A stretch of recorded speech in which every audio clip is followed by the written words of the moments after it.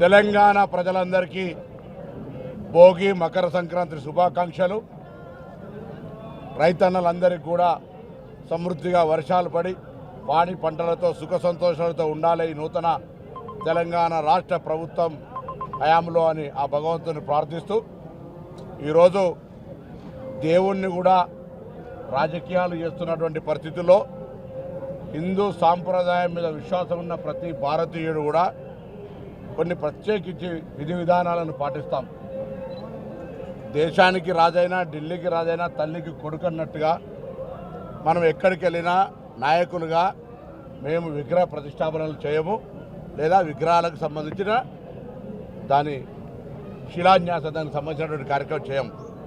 కానీ దురదృష్టం ఈరోజు ఈ దేశంలో 6 శాస్త్రాలు, 18 పురాణాలు, 12 ద్వాదశ లింగాలు, 18 జ్యోతిర్లింగాలు, 4 వేదాలు, 4 జగద్గురులు ఉన్నటువంటి ఈ పవిత్ర భారతదేశంలో వాళ్ళ చేతుల మీద జరగాల్సినటువంటి కార్యక్రమాల్ని రాజకీయాల్లో మార్కెటింగ్ చేస్తూ దేవుణ్ణి కూడా ఎన్నికల కొరకు ఉపయోగించుకునేటువంటి దౌర్భాగ్య పరిస్థితి ఉన్నది.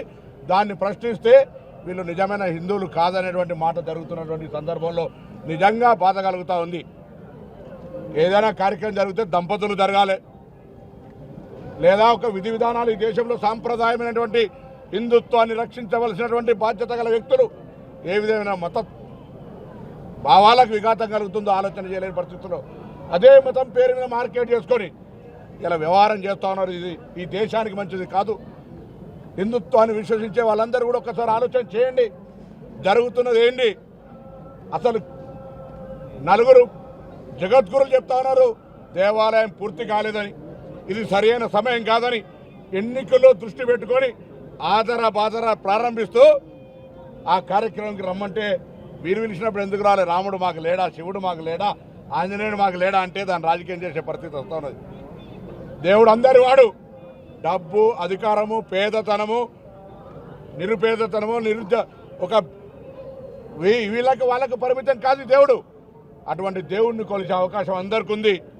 అసలు చరిత్రలో రాజీవ్ గాంధీ గారికి ఒకవేళ అక్కడి నుంచి ప్రచారం ప్రారంభించకపోతే, రాజీవ్ గాంధీ గారు ఆ యొక్క రామాయణానికి సంబంధించిన చరిత్రకు సంబంధించిన పుటల్లో తీయకపోతే ఇలా మీరు ఎక్కడి మార్కెటింగ్ చేసుకుంటారు? చరిత్ర ఎక్కడుంది? ఏం చరిత్ర ఉంది? ఇలా దేవుణ్ణి కూడా రాజకీయంగా వాడుకునేటువంటి పరిస్థితుల్లో ఆనాడు బలహీన వర్గాల మండల కమిషన్ వస్తే మీరు కమండల కమిషన్ పెట్టుకుని దేశయాత్ర చేసి కథం చేసిన దేశంలో ఇలా మళ్ళీ ఇలా దేశంలో మీ ప్రతిష్ట దిగజారుతుంటే పార్లమెంట్లో జవాబు చెప్పలేక ఆదాని అంబానికి స్నేహితులని రాహుల్ గాంధీ ప్రశ్నిస్తే ఇలా మళ్ళీ రాముని ముందర తెచ్చి ఎన్నికల్లో గెలిచే ప్రయత్నం జరుగుతుంది. దీనికంటే దురదృష్టం లేదు.